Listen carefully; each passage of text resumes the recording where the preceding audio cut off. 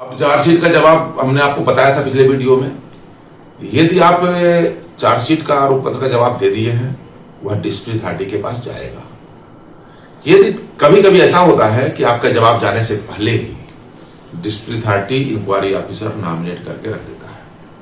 यह नियम के विरुद्ध है, क्योंकि मैंने कहा है कि आरोप पत्र का जवाब मिलने के बाद डिस्प्यूट अथॉरिटी आरोप को ड्रॉप कर सकता है, माइनर पनिशमेंट दे सकता है या इंक्वायरी प्रोसीड कर सकता है। लेकिन उसके पहले या तुरंत कर दिया गया तो इसका तुरंत आप एक ऑब्जेक्शन दीजिए, क्योंकि जान लीजिए कोर्ट में मेरिट पे केस के नहीं जाता है। क्या कहानी हुआ है, कोर्ट में केवल और केवल जाता है कि प्रोसीजर लैप्सस हुआ है कि नहीं, इंक्वायरी प्रोसीडिंग में आपको नेचुरल जस्टिस मिला है कि नहीं मिला है, आपको रीजनेबल अपॉर्चुनिटी बचाव का मिला है कि नहीं मिला है, इसी पे ध्यान दिया जाता है।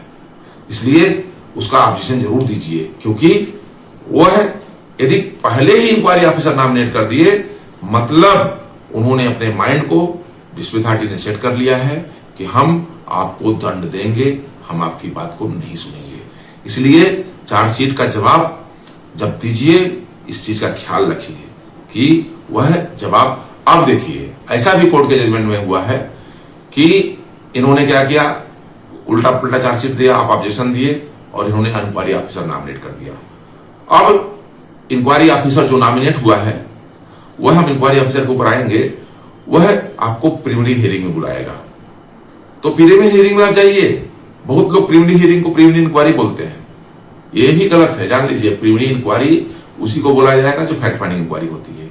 प्रिलिमिनरी हियरिंग आपको डीए इंक्वायरी में होती है, प्रिलिमिनरी इंक्वायरी चार्जशीट होने से पहले से होती है। इसलिए प्रिलिमिनरी हियरिंग, प्रिलिमिनरी और हियरिंग में और प्रिलिमिनरी इंक्वायरी में दोनों में डिफरेंस जानिएगा। 99% लोग प्रिलिमिनरी इंक्वायरी लिख देते हैं, प्रिलिमिनरी इंक्वायरी, जो कि एकदम से गलत है। इसलिए अब वहां जाइएगा, वहां भी ऑब्जेक्शन करिए, आपसे पूछा जाएगा, आपने कहिएगा कि नहीं मेरे चार्जशीट का जवाब नहीं दिया गया। हमने चार्जशीट का जवाब दिया, लेकिन इंक्वायरी ऑफिसर जो है बिना विचार किए हुए सीधे इंक्वायरी ऑफिसर नॉमिनेट कर दिए। और कैट में कई केसों में चैलेंज हुआ है। हमारा Jawaharlal Mahato versus Union of India में हमारे लोको पायलट, हमारे डिविजनल प्रेसिडेंट थे आदरा, इनके केस में कोर्ट ने इनके आरोप पत्र को रद्द कर दिया इस आधार पे कि इन्होंने, इनके जो ऑब्जेक्शन थे उसको डिस्प्यूट अथॉरिटी ने ओवरलुक किया और स्टेट इंक्वायरी ऑफिसर नॉमिनेट कर दिया और इंक्वायरी ऑफिसर पीएच करने लगा, रेगुलर हियरिंग का डेट देने लगा। ऑब्जेक्शन देने के बाद मेरे केस में खुद हुआ था ऐसा। तो इसलिए इस चीज का ध्यान रखिएगा कि वहां और इंक्वायरी ऑफिसर किस स्टेज का है, यह भी ख्याल रखना होगा, क्योंकि inquiry officer accidental case, non accidental case, vigilance case, तीनों के अलग अलग स्टेज होते हैं। कौन किस लेवल की इंक्वायरी करेगा, कौन कहां इन्वॉल्व है, कहीं भी इस चीज का ध्यान रखना होगा। इसलिए आपको इस चीज पर विशेष रूप से चर्चा कीजिएगा कि हम जब डीए केस को हैंडल करें बहुत सावधानी से डील करेंगे। ये नहीं कि जो मर्जी कहे वैसे लिखते चले जाएं।